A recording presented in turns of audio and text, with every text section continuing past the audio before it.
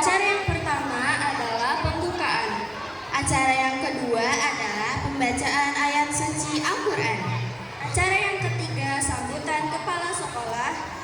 Acara yang keempat cerita Islami. Acara yang kelima marawis. Acara yang keenam zikir, doa ceramah. Acara yang ketujuh pembacaan doa sehari-hari. Acara yang kedelapan tari saman. Acara yang kesembilan penutup. Untuk mempersingkat waktu, mari kita buka acara pagi ini dengan membaca basmalah. Bismillahirrahmanirrahim. A'udzu billahi minasyaitonir rajim. Bismillahirrahmanirrahim.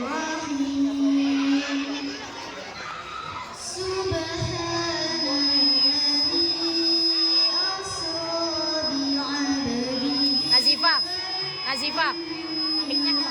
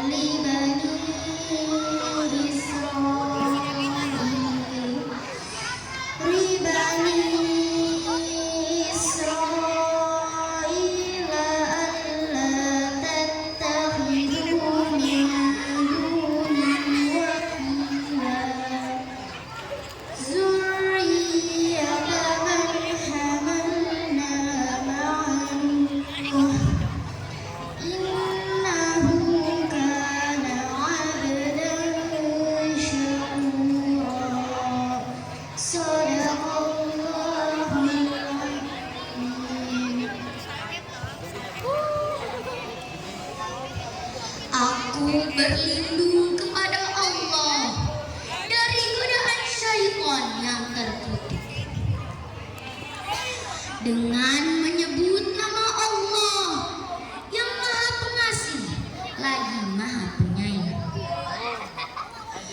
Maha suci Allah yang telah memperjalankan hambanya Muhammad pada malam hari dari Masjidil Haram ke Masjidil Aqsa, yang telah kami berkahi sekelilingnya agar kami perlihatkan kepadanya sebagai tanda-tanda kebesaran kami.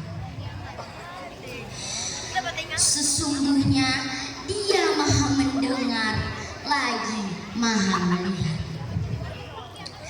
Dan kami berikan kepada Musa kitab Taurat dan kami menjadikannya petunjuk bagi Bani Israel dengan firman, janganlah kamu mengambil pelindung selain aku.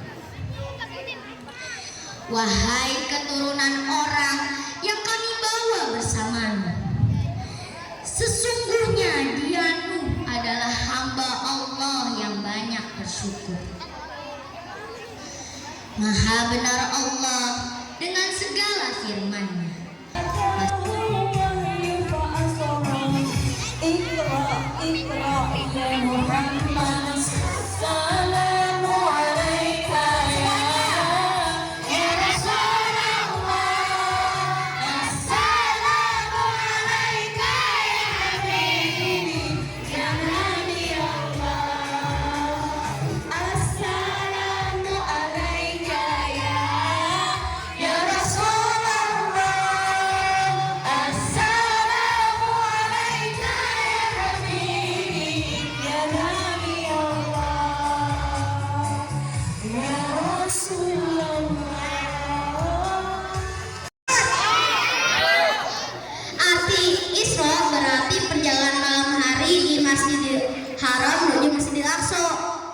Isra Mi'raj berarti perjalanan Nabi Muhammad SAW ke Masjidil Aqsa menuju Sidratul Muntaha.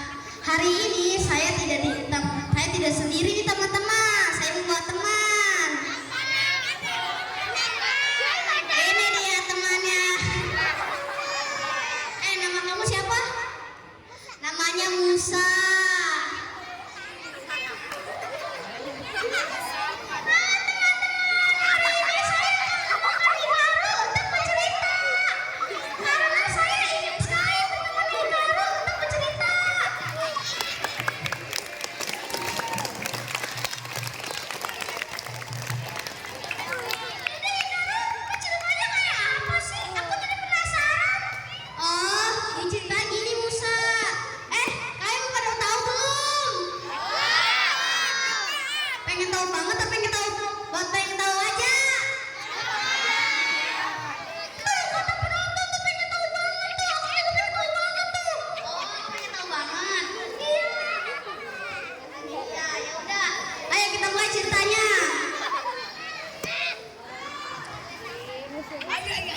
Isra dilaksanakan setiap 27 Rajab.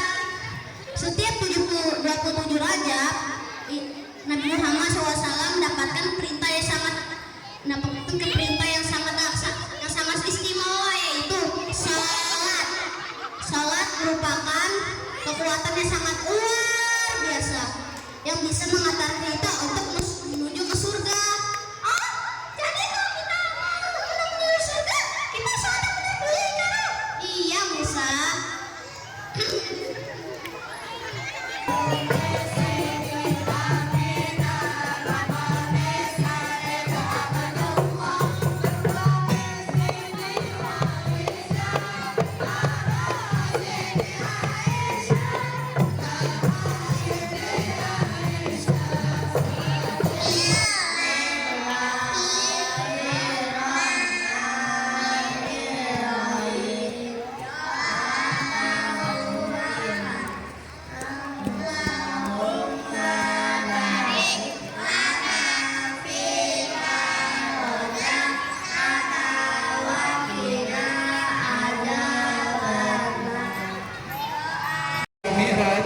Nabi kehilangan orang yang dicintainya. Siapa itu? Istri beliau Siti Khadijah. Pertama. Yang kedua, siapa lagi yang meninggal kala itu? Siapa? Paman beliau Abu Thalib. Ada dua orang yang sangat Nabi cintai, yang sangat dekat dengan Nabi, meninggal dalam waktu yang tidak berjauhan. Sedih nggak? Sedih nggak? Sedih kalau ada orang yang kita cintai, yang kita sayangi, dekat dengan kita, lalu meninggal dunia. Sedih. Kemarin Bu Solvi sedih banget bapaknya meninggal. Kemarin bapak juga sedih banget babe meninggal. Memang begitu, fitrahnya kita pasti sedih kalau orang tua meninggal. Siapa saja di antara kita yang kehilangan orang tua, saudara, dan seterusnya, itu akan sedih. Semoga orang-orang tua kita, ibu kita yang telah tiada, semoga Allah ampuni dosanya. Amin. Nabi sedih. Dan yang ketiga kesedihan Nabi apa? Dalam dakwah Nabi gak pernah ditanggapi. Dalam dakwah Nabi sering dihina, sering dilecehkan. Bahkan ketika Nabi di Taif, Taif itu salah satu tempat di Mekah, Nabi dilempar dengan kotoran hewan, Nabi dilempar dengan batu. Semua remaja, orang tua, perempuan, laki-laki, semua melempar Nabi ketika Nabi dakwah, sampai kaki Nabi berdarah. Melihat Nabi kakinya berdarah, malaikat bilang, wahai Nabi, kalau sampai darah dari kakimu menetes membasahi bumi ini, membasahi bumi Taif, maka aku akan angkat gunung, akan aku timpakan kepada orang yang melemparkan kamu, kata malaikat. Nabi buru-buru mengelap darahnya, langsung dioleskan ke sandalnya. Jadi gak sempat darah yang luka dari Nabi itu menetes ke bumi, karena Nabi langsung elap kakinya, lalu dioleskan ke sandalnya. Saking apa? Nabi tidak mau ada yang korban di situ. Ada kata mereka, kalau darah menetes ke bumi Taif, maka aku akan angkat gunung, aku timpakan kepada orang yang telah melempar wahai Muhammad. Sayang nggak malaikat sama Nabi? Sayang banget. Itulah 3 peristiwa mengapa Nabi lalu di Isra Mi'rajkan. Ada yang tahu? Namanya tahun apa ini? Yang tahu dapat hadiah dari bendahara. Tahun kesedihan Nabi namanya apa? Hah? Yang tahu 50.000 dari bendahara? Dari saya, tapi tadi saya minta sama bendahara. Ada tahun apa namanya? Hah? Tahun kesedihan namanya apa? Tahun gajah.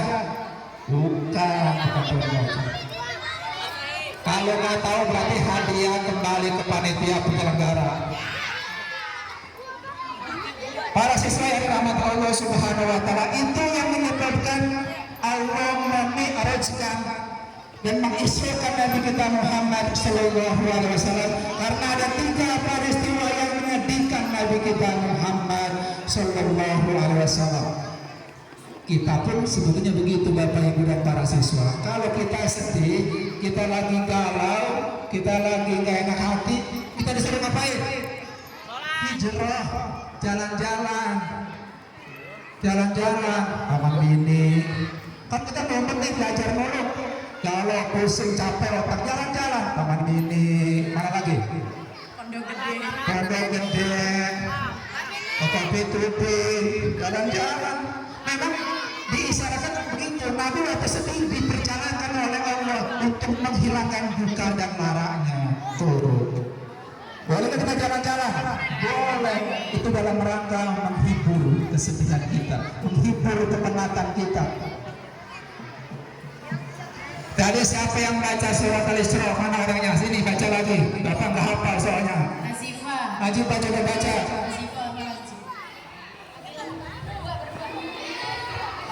Dapat hadiah dari bendahara. Najib apa mana? Coba ayat baca. Bapak nggak hafal.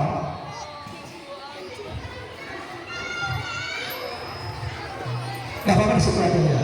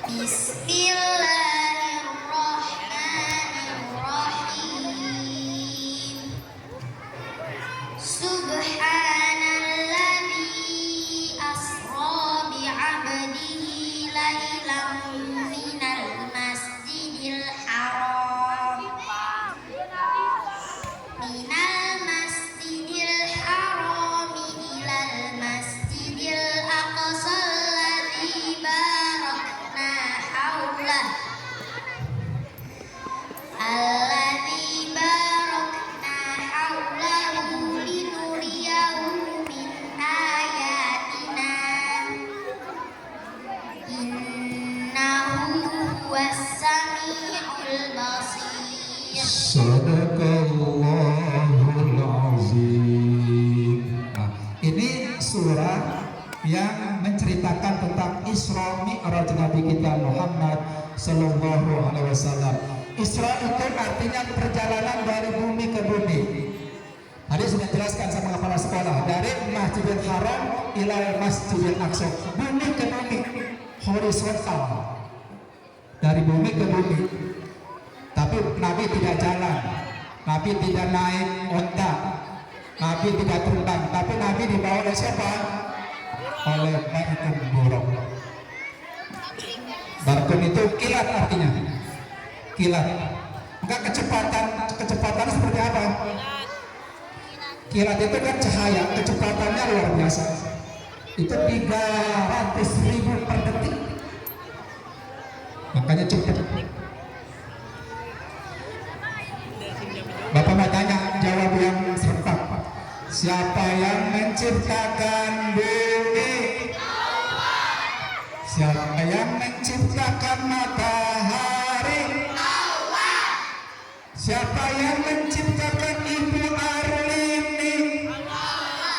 Siapa yang membuat sari roti? Sari roti Allah, bukan roti. Dari bumi ke bumi yang horizontal.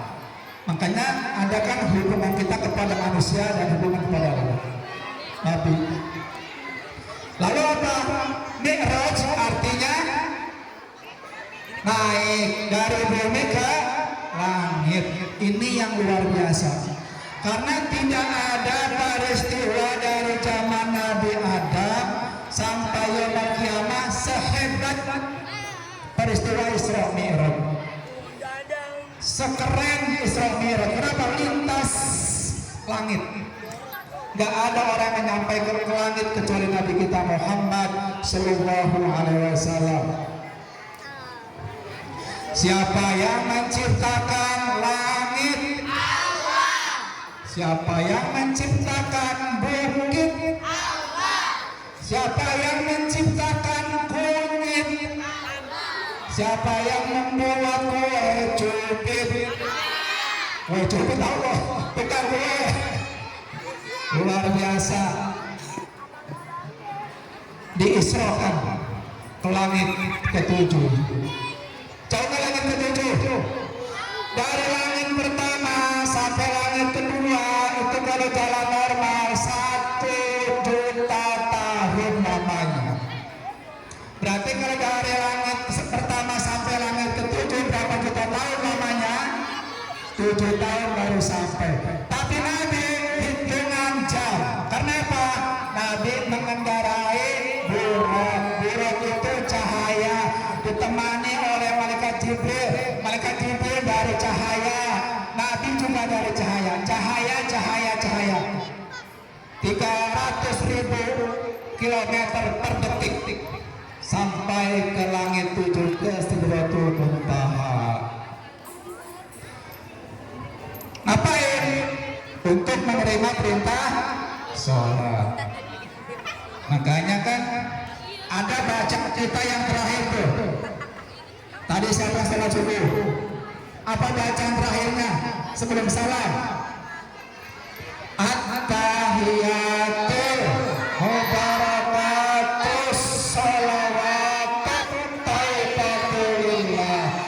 Itu ucapan Nabi kepada Allah. Karena Allah itu sudah bertemu dengan Nabi. Allah waktu ketemu Nabi, Nabi waktu ketemu Allah itu kan pakai sandal. Lalu Nabi melepas sandalnya, karena tempat ini mulia, Sidratul Muntaha, aras Allah. Sandalnya lepas. Kata Allah, wahai Nabi Muhammad, pakai sandalmu. Wahai Allah, aku nggak bisa, sandalku ini takut ada kotoran. Ini tempatnya sangat mulia. Kata Allah, langit pengen diinjak oleh sandalmu, wahai Muhammad. Akhirnya Nabi itu pakai sandal menghadap Allah Subhanahu Wa Taala. Beda dengan Nabi Musa. Para siswa, Nabi Musa pernah ketemu Allah. Pernah di mana? Di Bukit Tursina. Nabi pakai sandal. Kata Allah, wahai Nabi Musa, buka sandalmu. Ini tempat suci, wahai Musa. Nabi Musa di Bukit Tursina melepas sandalnya. Tapi Nabi kita Muhammad Sallallahu Alaihi Wasallam di Sidratul Muntaha sandalnya dipakai. Inilah kemuliaan Nabi kita Muhammad Sallallahu Alaihi Wasallam. Melebihi kemuliaan nabi-nabi yang lain, melebihi kemuliaan para malaikat yang ada.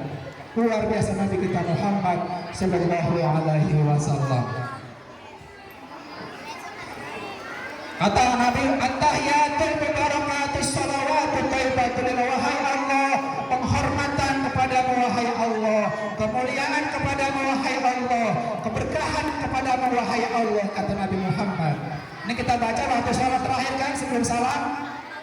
Lalu Nabi Allah menjawab, Assalamualaikum ayuhan Nabi wa rahmatullah wa barakatuh. Salam Nabi dijawab oleh Allah, Assalamualaikum, keselamatan atas kamu Nabi Muhammad. Interaksi dijawab. Tapi Nabi nggak mau dibilang selamat kepada diri kamu sendiri. Assalamualaikum. Nabi jawab lagi, Assalamualaikum wa ala ibadillahi sholihin. Ya Allah, jangan cuma saya yang selamat kata Nabi, tapi umatku juga harus selamat di hadapanmu nanti. Tuh Nabi cintanya sama kita. Kamu cinta sama Nabi? Apa buktinya? Rajin bersolawat. Selawat lagi Pak. Hah? Selawat lagi. Solawat, banyakin selawat dan sholat. Para siswa dan Bapak Ibu guru, dalam ayat yang tadi dibacakan oleh Najibah itu ada 3 sebetulnya kata kunci dari ayat itu. Pertama apa? Subhanalladzi asra. Subhana, Allah pakai kata subhana untuk memberangkatkan Nabi dari bumi ke langit. Mengapa kata subhanallah? Karena subhanallah ini adalah kata yang sangat luar biasa. Kamu tahu dulu Nabi apa yang ada diperhatikan?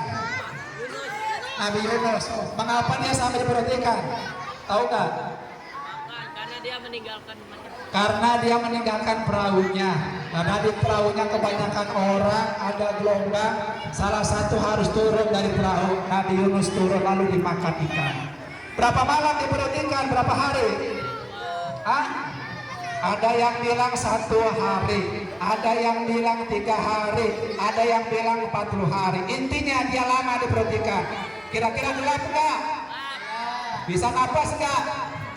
Logikanya bisa napas. Orang kita di kamar aja gak ada ses, melekep gerak. Nabi Yunus alaihissalam diperhatikan berhari-hari, bermalam-malam, malam gelap, di dalam laut tambah gelap, di dalam perhatikan tambah gelap. Tapi apa doanya yang membuat dia selamat? La ilaha illa anta subhanaka inni kuntu minaz zalimin. Ada kata subhana. Ini kemuliaan kata subhana. Dalam surat berapa kali kita baca kalimat itu? Ada? Berapa kali? 2. Prabowo. 2 kali.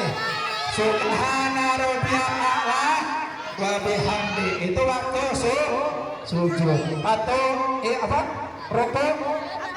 Subhana rabbiyal azim wa bihamdi. Ada 2 subhanallah yang dibaca waktu sholat. Mengapa? Karena kalimat subhanallah ini adalah kalimat yang luar biasa. Kalimat tani hobi patah ini ada 2 kalimat yang ringan ala lisan diucapkan, sakilatani fil mizan tetapi berat di timbangan. Apa itu? Subhanallah, gampang diucapkan tapi berat di timbangan. Ini kalimat subhanallah. Maka kita harus sering-sering membaca kalimat subhanallah walhamdulillah wala ilaha.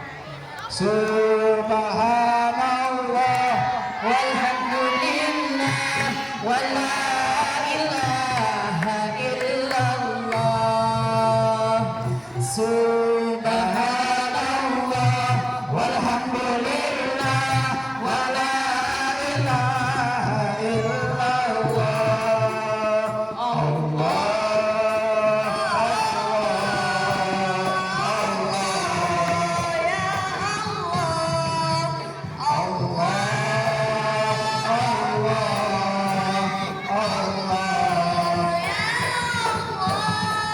Yang kedua, kata kunci dalam ayat ini adalah abdi. Subhanalladzi asra bi abdi hamba. Makanya ada ulama yang mengatakan Nabi Mi'raj itu bukan badannya, tapi ruhnya doang.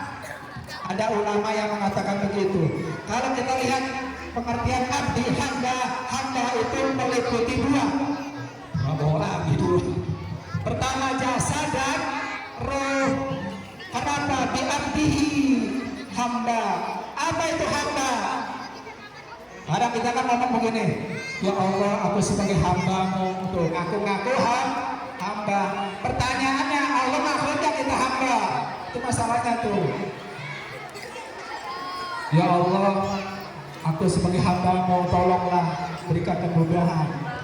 Kita mengaku hamba kepada Allah, masalahnya Allah mengaku kita sebagai hamba. Apa itu hamba? Wa ibadur rahman alladzi yamsuna 'alal ardh hauna. Tuh, ciri hamba. Hamba adalah orang yang berjalan tetapi dengan menundukkan hatinya. Baru hamba. Gak sombong mentang-mentang kaya, gak sombong mentang-mentang ganteng, gak sombong mentang-mentang cantik, gak sombong mentang-mentang pintar, gak sombong. Menundukkan hatinya ketika berjalan.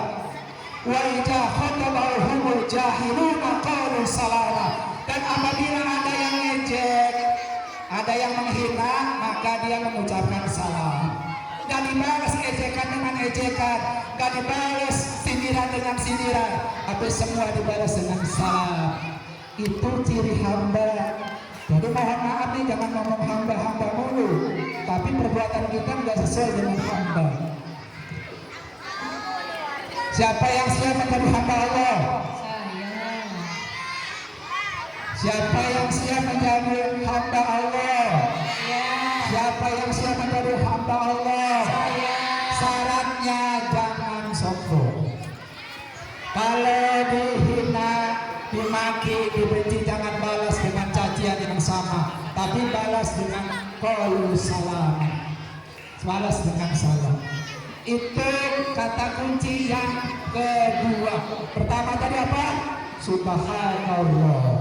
Yang kedua abdi. Dan yang ketiga kalimatnya apa? Subhanalladzi asra bi abdi laila. Dan yang ketiga kata kuncinya adalah laila, malam artinya.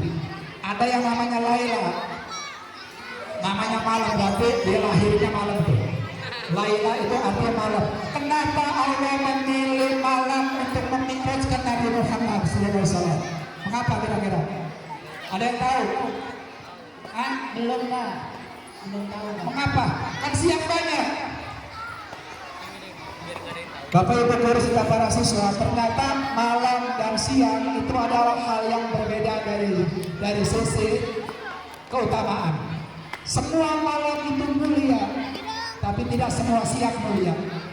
Siang itu cuma hari Jumat doang yang mulia, yang paling mulia. Tapi malam, setiap malam itu mulia. Makanya Al-Quran turun di malam hari. Inna anzalnahu fi lailatul qadr wa ma adraka ma lailatul qadr. Lailatul Qadri khairun min alfi syahr. Lailatul Qadar itu malam hari, bukan siang hari. Karena malam hari itu lebih mulia daripada yang siang. Makanya kalau malam jangan tidur aja, tapi bangun untuk sholat apa? Sholat tahajud. Kalau siangnya biasa kita sholat, siang biasa, tapi malam kita sholat, itu adalah hal yang luar biasa. Ini temanya, jadikan sholat sebagai kebutuhan dunia akhirat. Ini Bapak, kalau kalian masih lihat kalian sholat, masih bercadar, berarti itu kebutuhan bukan? Bukan. Kalau kamu sholatnya masih suka bercanda, berarti sholat kamu bukan sebagai kebutuhan. Kalau sholat kamu masih disuruh-suruh, itu bukan kebutuhan. Kalau sholat kamu masih cepat-cepat, pengen segera selesai, itu bukan kebutuhan. Sholat disebut sebagai kebutuhan manakala kita merasa butuh dengan sholat itu. Sholat yang usul, dimulai dari wudunya. Bapak selalu lihat tuh wudunya, yang perempuan kek, yang laki kek. Kalau wudu nggak jelas wudunya. Bapak wudu kaki begini-gini, apaan nih? Kalau wudunya nggak sah, sholatnya sah nggak?